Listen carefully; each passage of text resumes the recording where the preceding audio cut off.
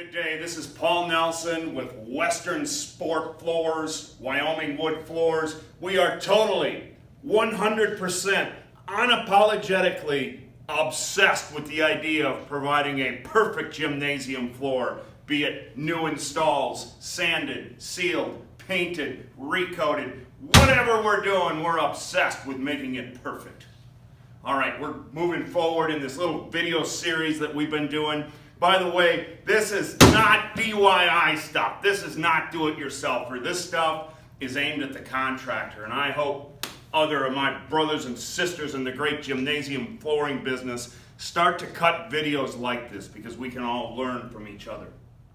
So what we're going to talk about today is a specific job that we are in the middle of right now, how we handled this situation. Whether or not we handled it exactly right, I can't say. But I think we did at this point. I'll know more in a year. Isn't that the truth? We had a job that we did, a gymnasium floor for a contractor in Washington. This is a contractor we have a great relationship with. We've put in 5 or 6 floors for this contractor in the last 2 years. They're a good contractor. They do things right, consistently, day in and day out. On this particular job, however, something went wrong. I actually don't know what happened, but a week or 10 days before they were supposed to turn this elementary school facility over to the owners, over to the school district, a fire was started in the building. Fire suppression sprinklers came on in a hallway right outside the gymnasium, ran underneath the door, under the thresholds, on top of the floor, under the floor, a significant amount of water. So now we have a flooded gym floor a week or so before they're supposed to turn it over to the owners. So understandably, this project manager is getting telephone calls from the architect, telephone calls from the owner, probably telephone calls from the owner of his general contracting firm, and they're wanting this situation rectified immediately, or at least as close to immediately as possible. So they get on the phone with me asking what my advice is, but we need things now. I'm on another job. I'm not available to leave that job immediately and go there. But again, great working relationship with the young project engineer and on-site superintendent. And so in a series of conference calls, this is what we came up with. The first thing we have to ascertain is how much water actually got on top of and under that floor system. Is there really a problem? They immediately called in a flood fire restoration company, so they have fans, they have dehumidifiers, the things spread out all over that gym, attempting to draw the water out of that floor and save that gymnasium floor if at all possible. So this was the plan of attack that we came up with. I sent the young project superintendent down to Home Depot to purchase a $39.95 Ryobi surface meter. This is a very inexpensive, probably not 100% accurate little surface meter. We have a $500 Delmhorst pin meter. We use these a lot because they give a little picture of where the moisture content of maple is, and they're actually surprisingly accurate for what they are. So the project superintendent immediately went to Home Depot, got himself a little surface moisture meter, and this is what we did. We divided that gym up into 4 areas. 1, 2, 3, gotta look at it. 1, 2, 3, 4. The water intrusion had come in quadrant number 3. A day later, the project manager, the on-site superintendent, and myself had a conference, and that young man had taken 50 readings in each one of those quadrants. Over that entire gym floor, it was reading between 14 and 15% moisture content. However, in one area, 60-some feet away from the door where the water intrusion happened, they were getting 19 and 20% readings. With that information, it wasn't hard for me to make a recommendation that that floor was going to have to come out. There was nothing that Flood Fire Restoration Company was going to do to save that floor system. Too much water had come over it. And so with a simple little moisture meter, we were able to quickly, within a matter of 24 hours, make a decision the floor had to come out. So we were able to make a decision between our company and the general contractor that the right plan of attack was to remove that floor system and to replace it with a new one. That was the decision our two companies came to, but obviously there's other people involved. So now the general contractor needs to go back to the architect and back to the owner, the school district, and say, look, we've made a decision, we're gonna need to replace this gymnasium floor. We're going to be working past the start of school, which upsets people, and there's some logistics that have to be figured out. Some time has to be taken before we get the go-ahead. But I'm able at that point to call Robbins Sports Surfaces in Cincinnati and say, I will be needing a floor delivery, this subfloor system, this maple, probably this day. Please get it ready. I don't have a purchase order for you yet, but it is coming. Get ready. We were actually given the go-ahead on this project at 11:20 a.m. on the 8th day of August. 3 days later, on the 11th day of August, we had a crew in that facility tearing out that floor. Among other things, this is what we found. So between the area of the water intrusion and the area where the maple was reading the 19 and 20% readings, there had been enough water running underneath that floor system to actually fill the volleyball standard holes completely full of water.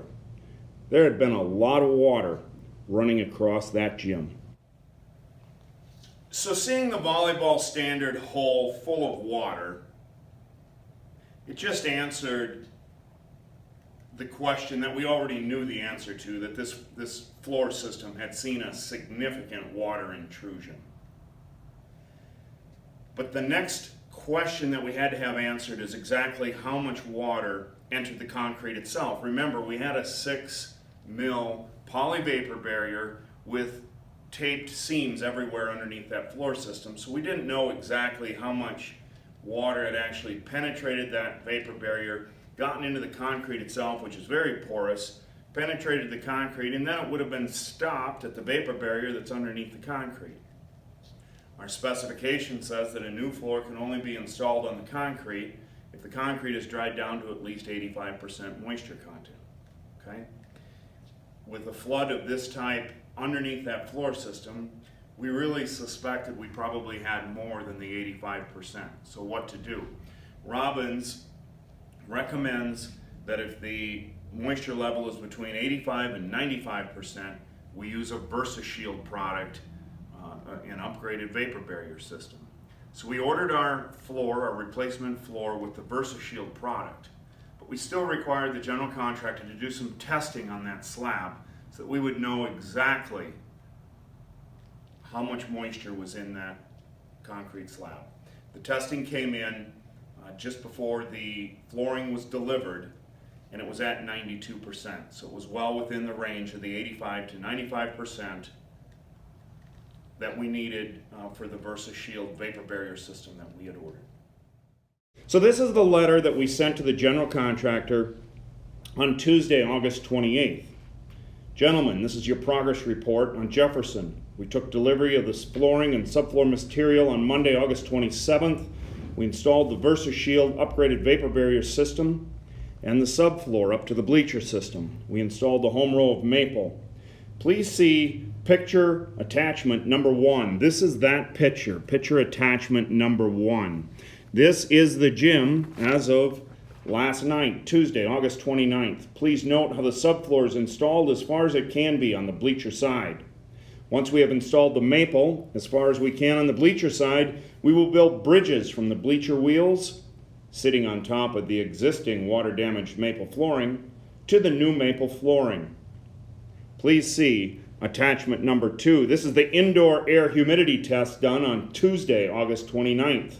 It shows a reading of 39% with a 24-hour low of 38% and a 24-hour high of 44%.